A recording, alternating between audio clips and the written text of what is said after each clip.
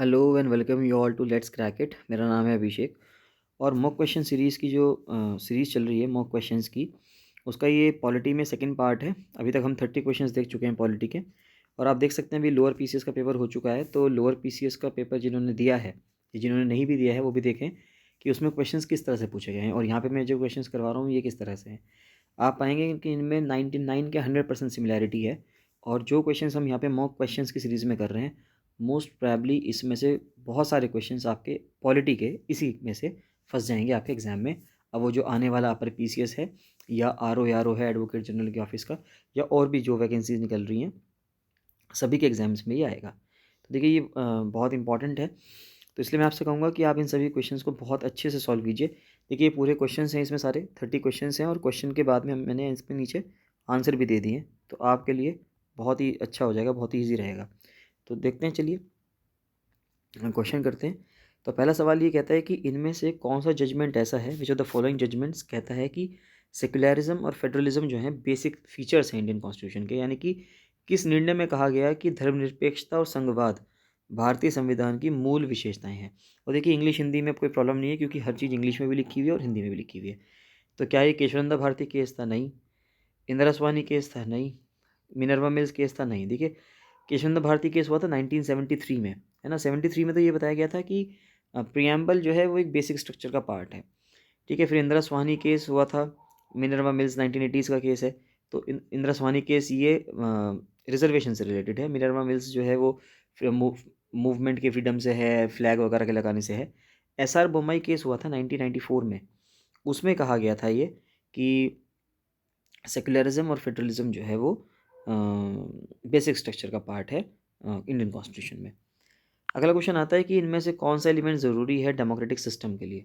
Free and unbiased election, बिल्कुल सही बात है, ये तो होनी ही चाहिए, यानी कि स्वतंत्र और निष्पक्ष चुनाव। भाई एक कौन कौन से तत्व ऐसे हैं जो लोकतांत्रिक व्यवस्था के लिए आवश्यक हैं? वहाँ पे स्वतंत्र चुनाव होने चाहिए। इक्वेलिटी ऑफ अपॉर्चुनिटी, बिल्कुल अवसर की समानता होनी चाहिए। प्रोटेक्शन ऑफ राइट्स, अधिकारों का संरक्षण होना चाहिए। तो ये सभी, ऑल ऑफ दिस इसका आंसर होगा। पूछ रहा है कि इनमें से कौन सा कंट्री एंजॉय करता है फेडरल फॉर्म ऑफ गवर्नमेंट, यानी कि संघीय सरकार इनमें से किस देश में है? तो संघीय सरकार किस में है? यूएसए में है। चाइना में तो नहीं है, क्यूबा में भी नहीं है, सोशलिज्म कंट्री है। तो बेल्जियम में भी नहीं है, यूएसए में है। तो यूएसए इसका आंसर होगा। नेक्स्ट क्वेश्चन आता है कि एक डिक्लेरेशन है कि democracy is a government of the people by the people for the people, NCERT की लाइन है बेसिकली ये। तो ये कहाँ से घोषणा की गई है? तो पूछ रहा है कि यह घोषणा कि लोकतंत्र जनता की सरकार है, जनता द्वारा है और जनता के लिए है, ये किसने कही थी? ये 16th प्रेसिडेंट थे यूएसए के, अब्राहम लिंकन। उन्होंने कही थी ये वाली बात कि एक डेमोक्रेसी एक ऐसी सरकार होती है जो लोगों की होती है, लोगों से होती है, लोगों के द्वारा होती है। अगला क्वेश्चन कह रहा है कि the presidential government operates on on the principles of, ये फॉर द पीपल नहीं है, ये गलत हो गया यहाँ पे। वो पूछ रहा है कि जो प्रेसिडेंशियल गवर्नमेंट है वो किस प्रिंसिपल पे काम करती है, यानी कि राष्ट्रपति की सरकार जनता के सिद्धांतों पर काम करती है, यानी कि किस सिद्धांत पे काम करती है? तो ये किस सिद्धांत पे काम करती है? Division of powers between centre and states, कि क्या सेंटर में और स्टेट्स के बीच में जो डिवीजन ऑफ पावर्स हैं उसके बेसिस पे काम करती है क्या? या उसके बाद पूछ रहा है कि सेंट्रलाइजेशन ऑफ पावर्स, शक्तियों का केंद्रीकरण, इसमें भी नहीं करती, इसमें भी नहीं करती। बैलेंस ऑफ पावर्स पे तो फेडरल गवर्नमेंट काम करती है, या अ, वो भी नहीं होगा ये। सेपरेशन ऑफ पावर्स, बिल्कुल सही बात है, सेपरेशन ऑफ पावर्स पे काम करती है। शक्तियों का पृथक्करण, यानी कि प्रेसिडेंशियल गवर्नमेंट में पावर्स का सेपरेशन रहता है कि कहाँ पर पावर्स डिस्ट्रीब्यूटेड रहेंगी between the legislative and executive. एक मैच करनी है, दो लिस्ट दे रखी हैं, एक तरफ तो सरकार दे रखी है किस तरह की सरकार है, और एक तरफ प्रिंसिपल दे रखे हैं। प्रेसिडेंशियल में सेपरेशन ऑफ पावर सिस्टम है, बिल्कुल सही बात है। Parliamentary close relationship between executive legislature, बिल्कुल सही बात है। मैंने आपको पिछली टेस्ट 1 में भी बताया था, मॉक्स सीरीज़ का जो टेस्ट 1 था, कि एग्जीक्यूटिव और लेजिस्लेचर में ही क्लोज रिलेशनशिप रहता है। लेजिस्लेचर में से ही निकलकर कुछ लोग एग्जीक्यूटिव में होते हैं, जैसे कि भारत में है। जैसे कि भारत के जो राष्ट्र प्रधानमंत्री हैं, प्रधानमंत्री लेजिस्लेचर के भी पार्ट हैं और एग्जीक्यूटिव के भी पार्ट हैं। फिर फेडरल सिस्टम जो है वो डिवीजन ऑफ पावर, बिल्कुल सही बात है। और unitary system concentration of power. तो आंसर होना चाहिए 1 2 3 4, बिल्कुल ए ऑप्शन इसका सही होगा। 1 2 3 4 इसका आंसर होगा। नेक्स्ट क्वेश्चन कह रहा है कि फेडरल गवर्नमेंट जो है वो एंजॉय करती है क्या? संघीय सरकार में राज्य क्या आनंद लेते हैं? ओरिजिनल पावर्स, नहीं, ऐसा तो कुछ नहीं है। ओरिजिनल पावर्स क्या होती हैं? Powers delegated by the centre, नहीं, सेंटर तो नहीं देता, उसको ताकत है।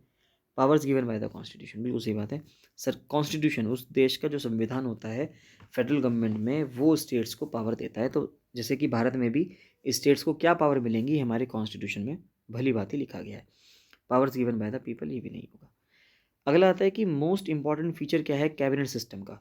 सरकार की कैबिनेट प्रणाली की सबसे महत्वपूर्ण विशेषता क्या है? इंडिविजुअल रिस्पॉन्सिबिलिटी नहीं, अकेली रिस्पॉन्सिबिलिटी थोड़ी होती है, कलेक्टिव रिस्पॉन्सिबिलिटी होती है, बिल्कुल सही बात है। तो जैसे कि हमारे यहाँ कैबिनेट सिस्टम ऑफ गवर्नमेंट है, तो हमारे यहाँ कैबिनेट में जितने भी मिनिस्टर्स हैं उन सब की कलेक्टिव रिस्पॉन्सिबिलिटी होती है टुवर्ड्स हुम, किसके प्रति होती है? टुवर्ड्स लोकसभा। देखिए ये सवाल यूपीएससी ने भी कई बार पूछ लिया है, अलग अलग एग्जाम्स में पूछा गया है कि कलेक्टिव रिस्पॉन्सिबिलिटी वो पार्लियामेंट भी लिखेगा, तो पार्लियामेंट को यूपीएससी ने गलत कर दिया था। पार्लियामेंट यूपीएससी ने एक स्टेटमेंट लिखा था कि collect the cabinet system of government, या उन्होंने लिखा था कैबिनेट मिनिस्टर्स या द मिनिस्टर्स या the executive are collectively responsible to parliament, और इस स्टेटमेंट को यूपीएससी ने गलत माना था। अब आप कह सकते हैं कि भाई लोकसभा पार्लियामेंट का ही जब हिस्सा है तो पार्लियामेंट भी सही होना चाहिए, लेकिन यूपीएससी ने इसको गलत माना है। यूपीएससी ने लोकसभा सही माना है कि are collectively responsible to Lok Sabha. अगर आप लक्ष्मीकांत पढ़ते हैं तो लक्ष्मीकांत में भी यही लाइन लिखी हुई है कि कलेक्टिवली रिस्पॉन्सिबल टू लोकसभा है इन particular and parliament in general. तो पार्लियामेंट इन जनरली कह दो और लोकसभा पर्टिकुलरली कह लो। तो इसलिए आपको ध्यान रखना है कि कलेक्टिवली रिस्पॉन्सिबल किसकी होती है? लोकसभा की होती है। नेक्स्ट क्वेश्चन है कि प्रेसिडेंशियल गवर्नमेंट में जो प्रेसिडेंट होते हैं वो क्या होते हैं? लेजिस्लेचर से इंडिपेंडेंट होते हैं? बिल्कुल होते तो हैं। डिपेंडेंट होते हैं लेजिस्लेचर पे? नहीं, लेजिस्लेचर पे डिपेंड नहीं होते। जुडिशरी पे भी डिपेंड नहीं होते। Bound by the advice? नहीं। प्रेसिडेंशियल गवर्नमेंट में तो प्रेसिडेंट इंडिपेंडेंट रहते हैं, जिस तरह से आप यूएसए में देखेंगे।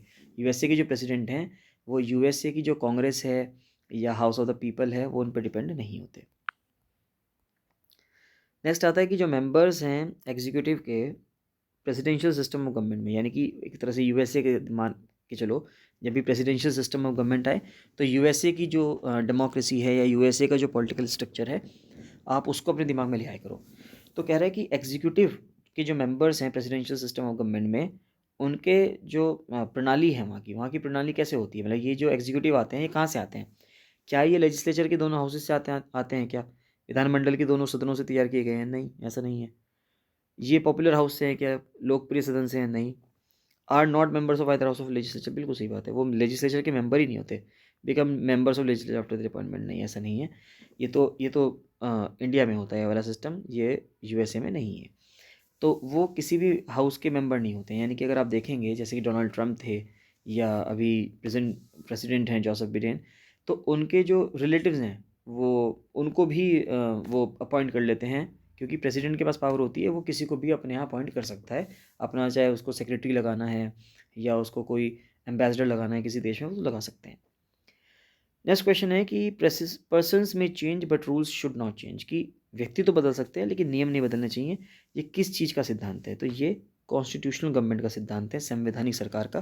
कि देखिए कॉन्स्टिट्यूशन एक ही है, अलग अलग सरकार आती है, सरकार जाती है, लेकिन संविधान वही है, देश वही है, देश उसी संविधान से चलना है, चाहे सरकार किसी भी दल की हो। अगला क्वेश्चन है कि एक कन्वेंशन है कि once a speaker always a speaker, अगर कोई एक बार स्पीकर बन गया तो हमेशा वही स्पीकर रहेगा। तो ये कन्वेंशन कहाँ पे है? ये यूके की पार्लियामेंट में है, यूनाइटेड किंगडम की पार्लियामेंट में है। जो फेडरल स्ट्रक्चर है भारत का वो सबसे पहले किस में दिया गया था? यानी कि एक संघीय ढांचे का सबसे पहले किसके द्वारा सामने रखा गया था? 1909 के एक्ट ने क्या, सॉरी इसको देखते हैं,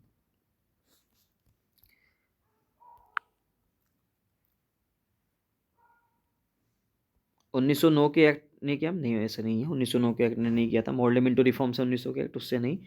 1919 के एक्ट से क्या? नहीं, इससे भी नहीं। 1935 के एक्ट से, बिल्कुल सही बात है। फेडरल सिस्टम ऑफ गवर्नमेंट का जो लॉजिक है वो 1935 का जो 1935 का जो एक्ट आया था, government of India act of 1935, उससे आया था। नेक्स्ट आता है कि इनमें से किसको आप डेमोक्रेसी नहीं मानेंगे? यूएसए डेमोक्रेसी है, नॉर्वे है, भारत भी है, चाइना नहीं है। चाइना को डेमोक्रेसी नहीं माना जाता, क्योंकि वहाँ पे डेमोक्रेसी के लिए बेसिक है कि वहाँ पे फेयर एंड फ्री इलेक्शंस होने चाहिए, जो वहाँ पे बेसिक नहीं होते। एक बहुत बड़ा डिफरेंस है प्रिंसिपल में, सिद्धांत में और व्यवहार में। वो किस चीज़ में? प्रेसिडेंशियल फॉर्म ऑफ गवर्नमेंट में, फेसिस्ट फॉर्म ऑफ गवर्नमेंट में, यानी सरकार का फांसीवाद रूप जो होता है, फेसिज्म पढ़ूंगा मैं आपको, फासिज्म क्या होता है।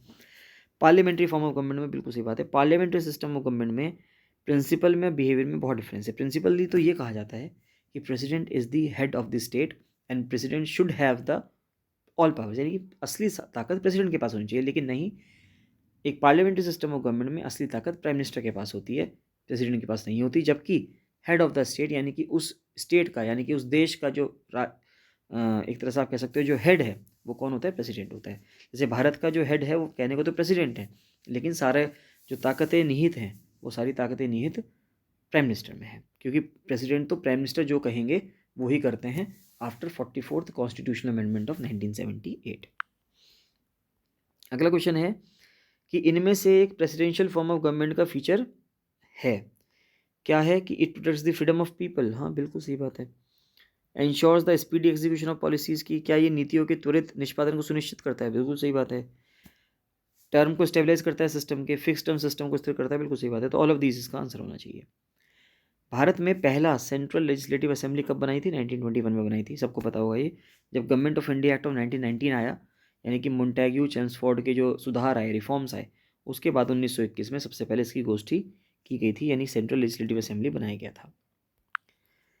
अगला क्वेश्चन आता है कि पहले इंडियन प्रेसिडेंट सेंट्रल लेजिस्लेचर के कौन थे? तो ये विठल भाई पटेल थे। 1925 में इनको अपॉइंट किया गया था।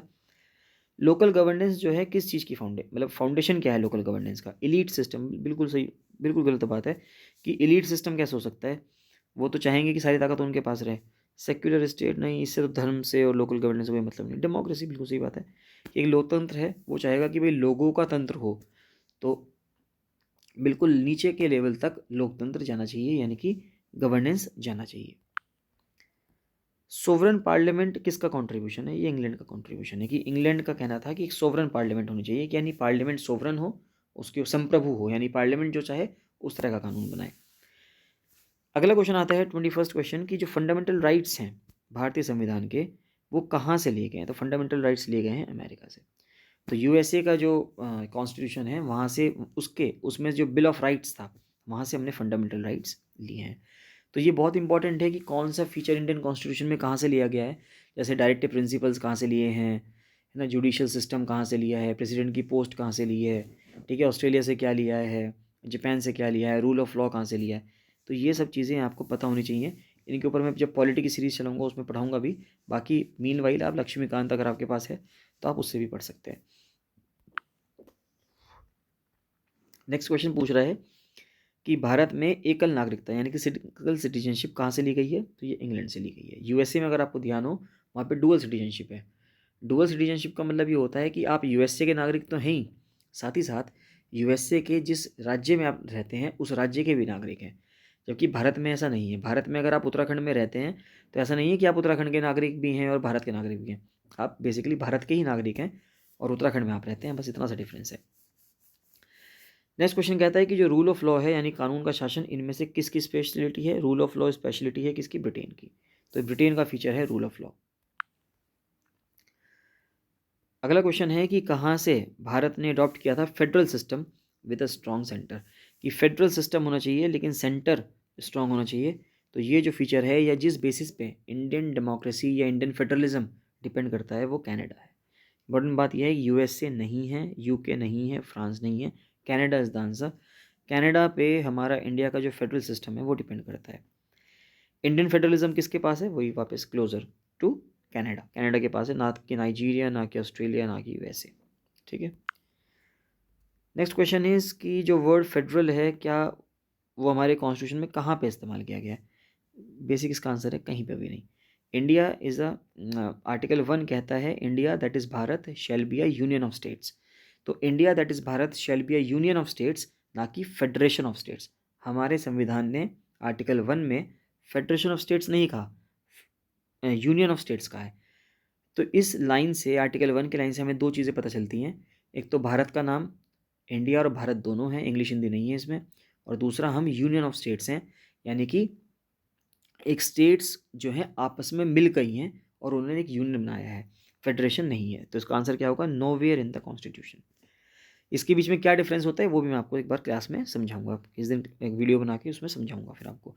अगर आपको किसी भी टॉपिक में डाउट है, आप चाहते हैं कि मैं किसी भी टॉपिक पे वीडियो बनाऊं, तो आप उसको कमेंट सेक्शन में बताइएगा कि कौन सा मोस्ट इंपॉर्टेंट टॉपिक है आपको जो लगता है उस पर मैं पहले वीडियो बनाऊँ, तो उस पर मैं आपको पहले वीडियो बना के समझाऊंगा।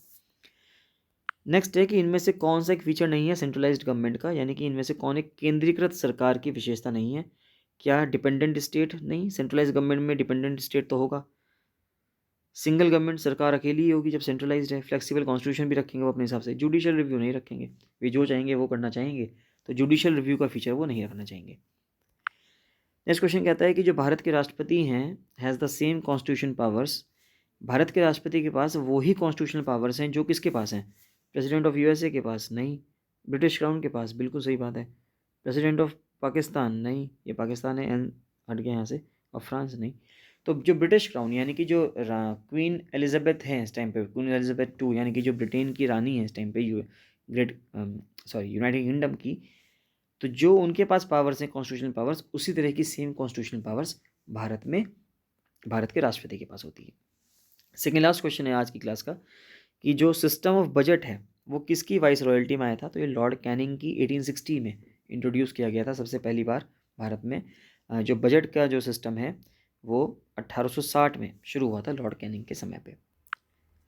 और लास्ट क्वेश्चन है कि the directive principles of state policy, यानी कि देश के जो नीति निर्देशक सिद्धांत हैं, यानी कि राज्य के नीति निर्देशक सिद्धांत, ये किस संविधान से अपनाए गए हैं? ये आयरिश कॉन्स्टिट्यूशन से, यानी कि आयरिश संविधान से अपनाए गए हैं। तो ये बहुत इंपॉर्टेंट है, ये आपको ध्यान रखना है कि कौन सी चीज़ कहाँ से बनाई गई है। डेफिनेटली 1 या 2 सवाल इससे पूछ लिए जाते हैं, तो आप इनको नोट कर लीजिएगा। इन सवालों को आप बार बार प्रैक्टिस करते रहिए। देखिए ये इसके आंसर्स भी यहाँ पे लिख रखे हैं, तो अगर आपको बार में देखने हों तो ये हर पीडीएफ में ऐसे ही है कि ऊपर क्वेश्चन है और बाद में इनके नीचे आंसर भी दे दिए हैं, जिससे कि आपको आंसर ढूंढने के लिए इधर उधर ना जाना पड़े, आंसर भी सब आपको यहाँ पे मिल जाए। तो ये थी आज की वीडियो। इसमें कोई भी आपको डाउट हो किसी भी क्वेश्चन में तो आप मुझसे पूछ लीजिएगा, और आप इनके नोट्स बनाते रहिएगा जिससे कि आप इसमें पढ़ते रहें। एक अगर आपने चैनल सब्सक्राइब नहीं किया है तो चैनल सब्सक्राइब जरूर कर लीजिएगा। फ्री टेलीग्राम चैनल है, उसको ज़रूर ज्वाइन करना, जिससे कि आपको सारे नोटिफिकेशंस सब सारी इन्फॉर्मेशन मिलती रहे। उसका लिंक डिस्क्रिप्शन में है।